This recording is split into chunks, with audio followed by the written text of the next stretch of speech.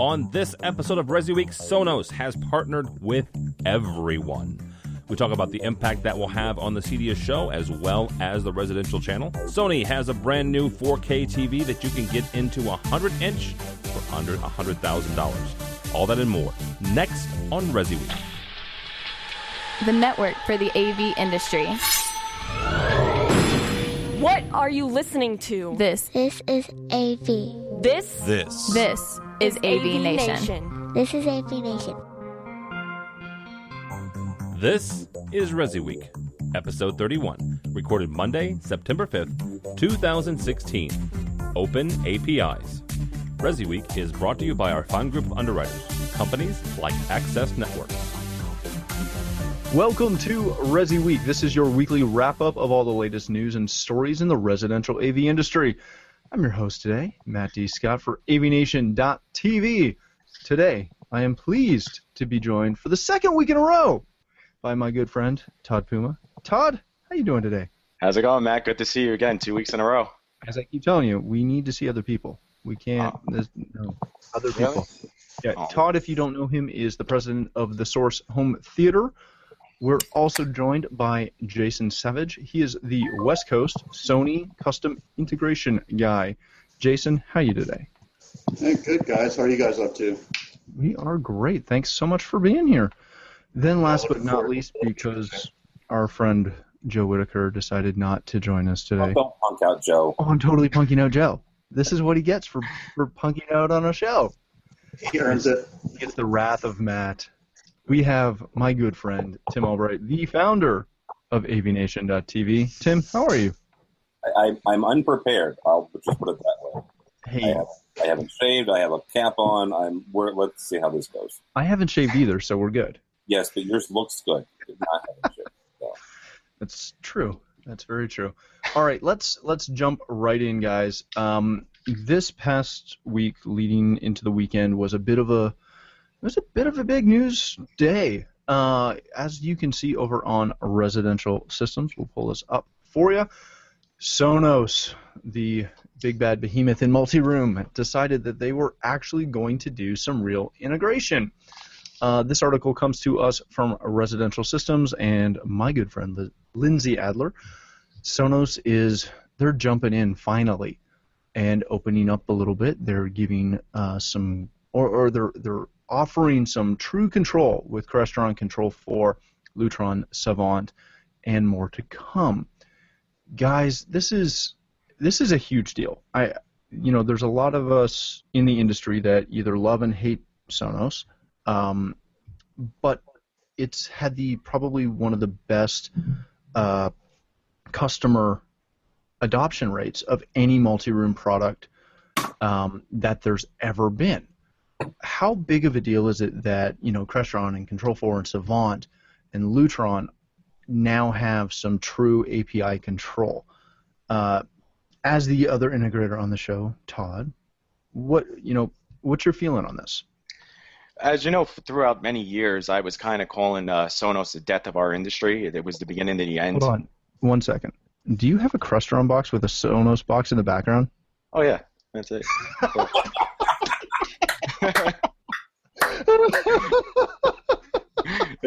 Did you notice that? I just did. That's fantastic. I'm sorry. Continue. Okay. So for many years, I kind of always been intimidated by what Sonos was causing in the industry. They were a DIY brand, only focused on getting to the end user. They used our outlet for many years to say that they're all about integrators. When the economy went down, that's what was there at Sonos. They were keeping guys running, they were keeping guys making money, and somewhat making profits. I always had a little bit of a beef with them because I believe if you don't open your API, then you're not part of the industry. You're not working with us, you're working against us. And you know what? It could be wrong thinking, it could be right thinking, but it's just something that I've been challenged with for many years. But the one thing I stated by working with Mark Feinberg and other integrators that love the brand, I stated many times before, if they did come around and worked with us and opened their API, I would be all for it. My hesitations are always this, is many years ago, customers always stated, I don't like this product. This doesn't work right. And that was the cause of third-party products working in the ecosystem. I'm going to state this, but this is not the case. Lutron working with Crestron. So Crestron corrected that by taking the shading and lighting and putting it into their own ecosystem, which built an overall better customer experience. When a change was made, it was made through the ecosystem. It wasn't made through the third party that crashed the whole system. Also, it wasn't a learning curve. It's something that we currently learn through one manufacturer. With Sonos coming around again, and now they're doing this, and we're working with more third-party products like Nest, Sonos, and Amazon, and the list goes on and on and on. It's taking me a little bit of a while to get used to this. Am I for it? I'm going to be for it because Sonos, like you said, it's something the customers do request and they want, and it's nice to have part of your ecosystem and integration. Does anyone here know exactly what it's going to do for us? No, we don't. We might have an idea, but we have to see what's going to happen, just like other integration companies, Autonomics, Lutron, Amazon, and the list goes on and on.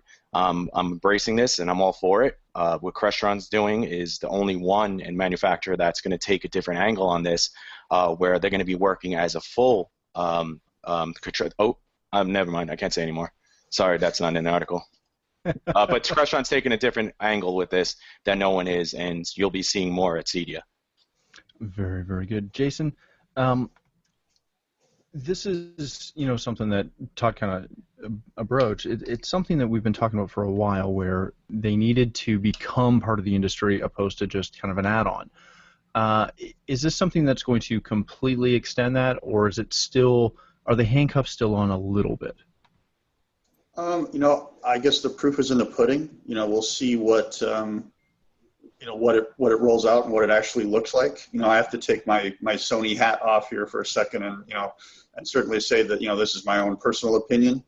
I think Sonos is probably a few years behind where they should be as far as being partners with AV integrators as well as working with third-party devices. Don't disagree with that at all. Throw my Sony hat back here really quickly. We make AV receivers that integrate with Sonos and with our high-res audio players, but there's no API where it's a watch the network type of situation. So I think it's inevitable that they had to make this change. I think overall, it's probably going to be for the betterment of everybody that's selling this product and using this product, that they're going to work with Amazon all the way through Crestron, and probably going to see a lot more crossover there. But honestly, at the end of the day, I don't see how they could continue to be Sonos without making this change and coming on board with all the third-party guys. Just my read on it. And like I said, Sony hat off here. I think they're a couple of years behind where they should be, quite frankly. Well, Sony for many years, they came up with a couple of receivers that integrated with Control 4 with two-way communication, right? And you guys have been around forever. You guys are the industry, pretty much. At the beginning, started with Sony, and every customer wanted Sony and still wants Sony. But with Sony, how they work is most of the integration with you guys is kind of just IR based, and little by little, it's becoming more IP based. May I ask you a question that possibly can't be answered? But are you going to get aboard with the with the Sonos and integration, train and start working with multiple manufacturers with opening your API and two-way communication? Then the list goes on between your media servers, projectors, TVs, DVD player, Blu-ray players, whatever it may be. Is that going to be something in the future that we might see? And I'll say this to that: we've been working really, really hard. I was an integrator for 16 years before I came to work at Sony, and even at the time, again, I was a little surprised that Sony was hiring guys out of the CI world to come and represent their product or talk about their product, train on their product. So where we've come in the last 5 years. From when I started with the company to where we are now is a complete 180, not only from the level of support, but also the engineering side of things. Again, I can hook you up offline or online, whatever, but we actually have a dedicated engineer on our staff that does nothing but coding. So typical, unfortunately, sometimes of big companies. We're this giant thing that nobody knows anything about. So you've got to know the inlets to get information out of the company, quite frankly. So that's one of the reasons that I got hired, is to be a conduit for that information and to sort of be a traffic cop and say, hey, if you need drivers, this is who to talk to. If you need technical support, I'm the guy to talk to. If you need an RA or you need in-field support, this is the number to call. I still deal with integrators that have been Sony dealers for 10 years, some of them, and they're like, what, you guys have an integrator support line? What? You have a driver database somewhere that I can get my hands on? Are you kidding me? Where's this been? You have a dedicated website that's just for custom install products? What? So, again, I still have my work cut out for me, apparently, but we're going to continue to push that envelope and to make that information available and to be the integrator's choice. At least my boss Frank Stearns has anything to say about it. We're going to be the one that everybody wants to go with. Very good, Tim. You and I have talked about this fairly extensively back and forth over the Sonos thing. How much of this is a change? Not only something that as both the guys have brought up, that Sonos needed to do years ago, and we've been railing on them for years that they've needed to open up the chain and make it more accessible and more, honestly, integratable with everything else that the CI line's doing. But part and parcel with that has been their dedication to mobile and the fact that, sure, it kind of needs to be part of a control system, but if you can pull out your phone and just hit the app, it's just as fast. How much of this announcement and this joining is them realizing that not all clients want to have to pull and launch an app every time they want to adjust something? It's an incredible departure from a year ago. If you guys remember, a year ago, CDA, Sonos had right before made this big announcement they were going to be going into Best Buy and a couple other big box stores, and that was this huge thing, right? Mm-hmm. This is kind of almost a declaration from Sonos saying, okay, we get it. Let's do some integration now, right? Not everybody wants to do a cell phone. Not everybody wants to have another app in their on their phone or on their tablet to do X, Y, and Z. So I think it's not quite a 180, but it's a real change from a year ago.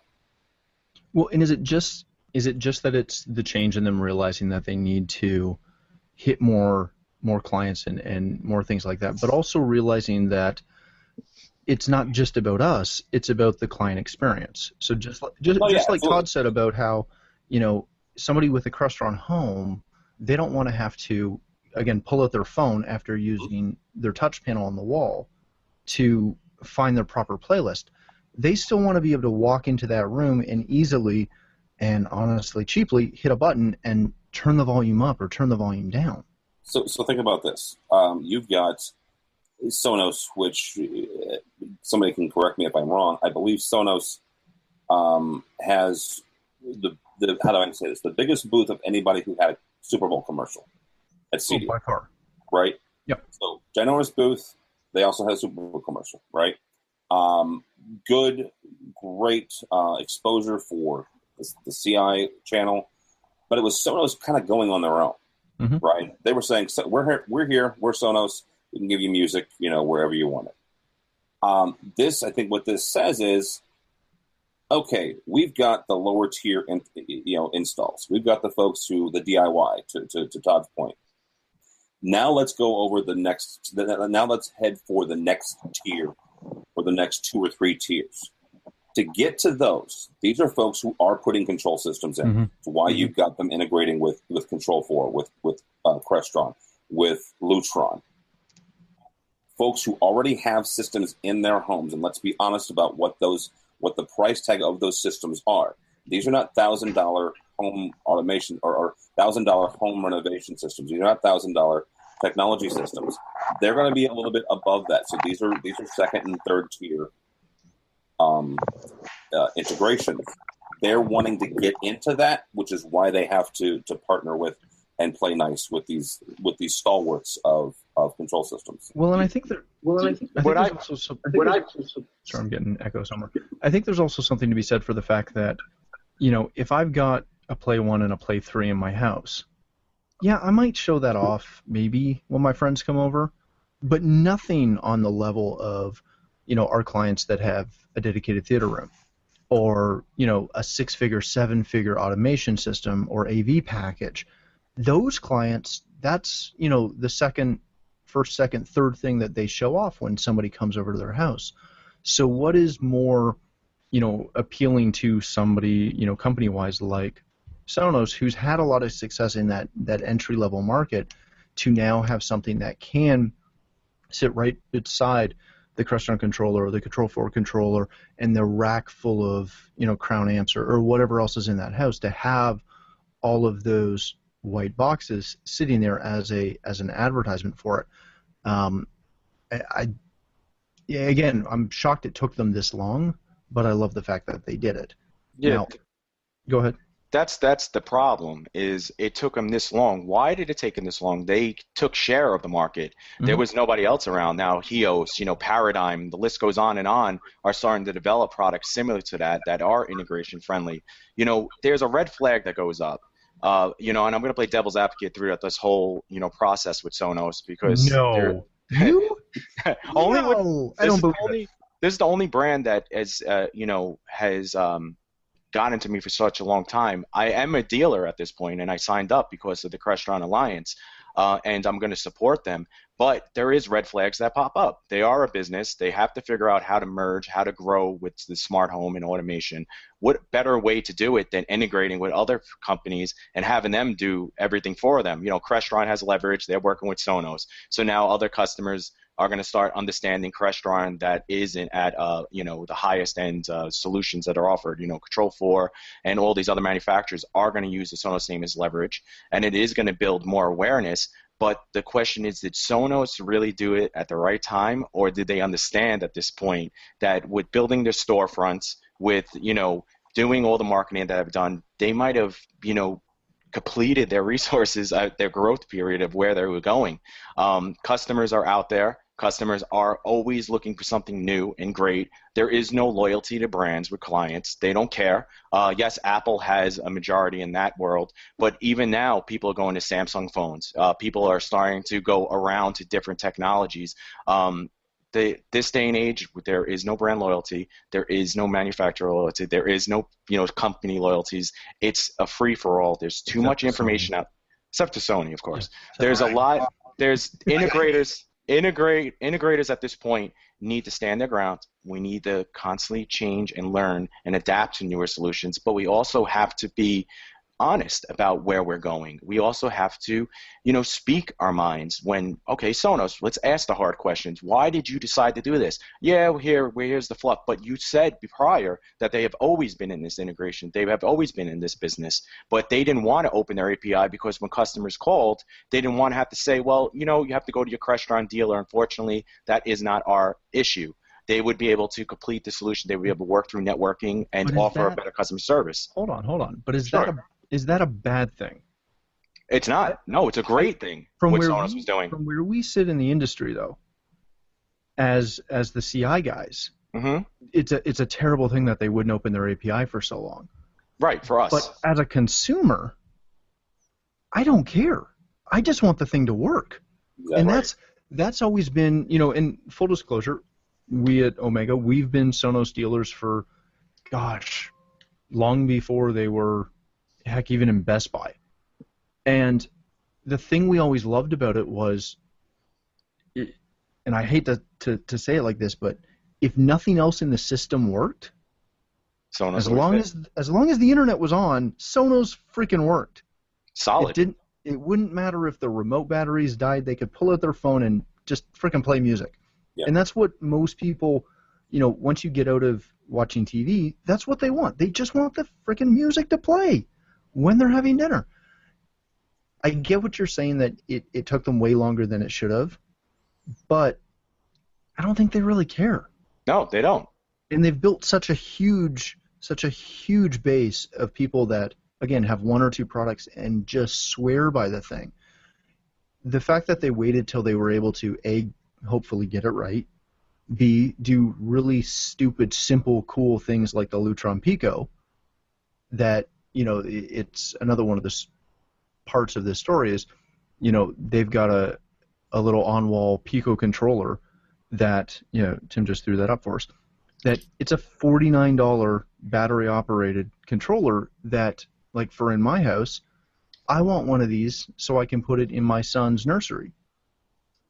So when he's, sleeping in his crib, hopefully, and I want to turn down his sleepy music, I don't have to pull out my phone as I'm, either rocking him to sleep or trying to find a soother. It's little stuff like that they're doing that I think just makes a ton of sense. But it's a lot of movement, right? Think about it. It's huge. Right, they're working with every manufacturer. So the question I have for them at Cedia is, how are you going to handle all these different product, service calls, and all like Lutron, Crestron, Control 4, Savant, iPort? How are they going to handle all these different manufacturers? Is it going to be a support line? Does it go to the dealers? Does it go to Crestron? Who's this going to go to when there's a problem? Is it going to be just like the cable companies that immediately comes to us and we're fixing their problem, but they get paid? And again, with Sonos, the reason why I picked them is because you said it. They're the most stable media server out there at this point, and it's going to offer our customers a great solution that's guaranteed to work. But this is a lot of movement in 1 year. A lot of manufacturers from a company that, stood on their customer service. Everything was internal. Everything was through them. How are they going to fix this? How are they going to, when there's an issue, what are they going to do? That's the questions that I have. I think it comes down to, and again, I really don't care who supports it.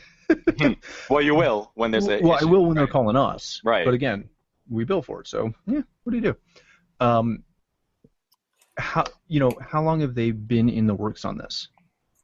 1 year. Really? Does anybody have a confirmation on that? Oh God, no. I could confirm with the Crestron period. That's all I could confirm with is how long they worked with them for. Right, but from Crestron. But you don't know how long Sonos has been working on it. You're right. That's correct. I don't. And I know I've had some off the record conversations with guys from Sonos, and it's something that they've looked at for quite a while.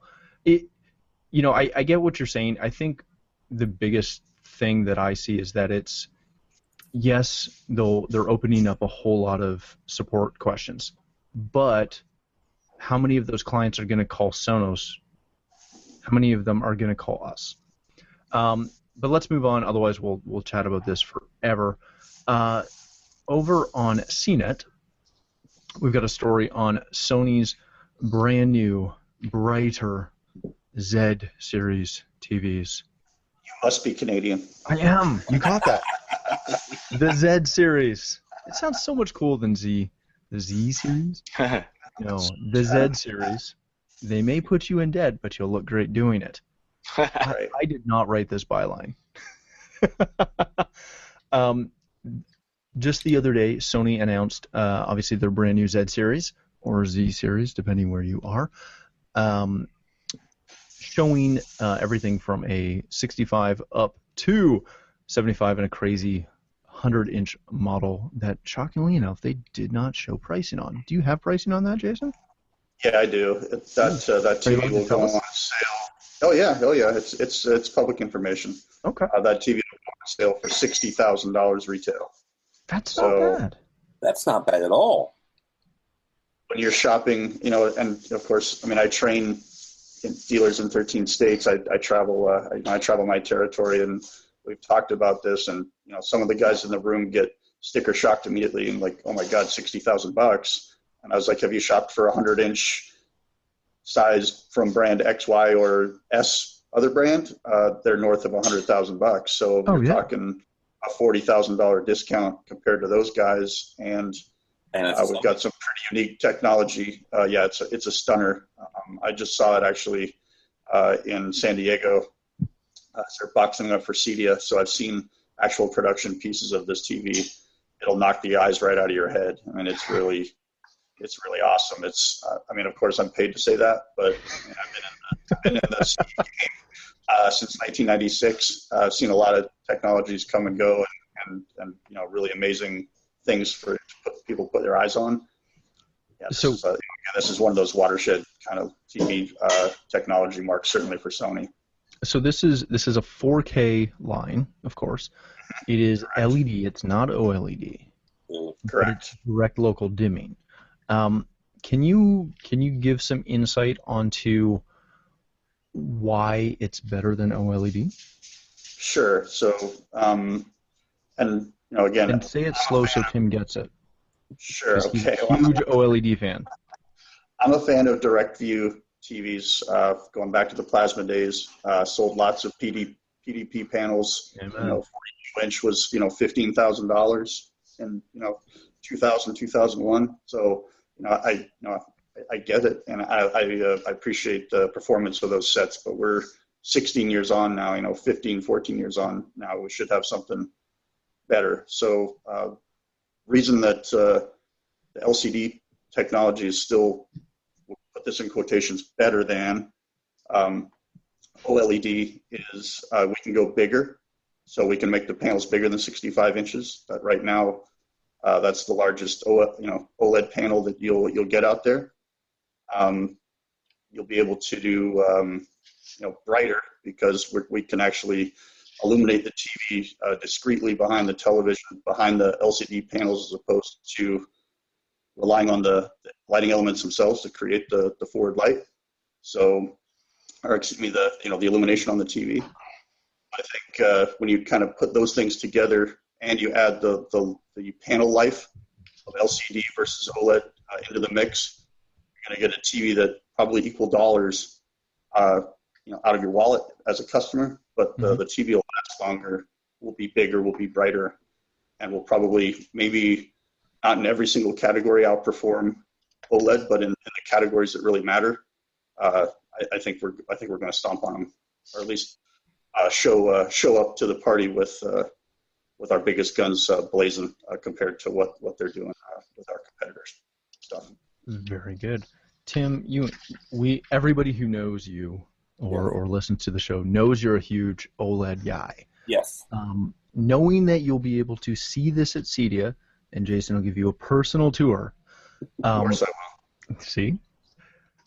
How much, if just like Jason says, it's got a better picture than OLED, how much of a game changer, if you will, if we're able to, or Sony is able to produce an LED TV that looks as good, if not better, than an OLED, how much does that change the market going forward? But here's the thing, and yes, I'm a big fan of OLED. I'm a big fan of emissive technology in general. That's why I think OLED is the next evolution of plasmas, and I was a big fan of plasmas.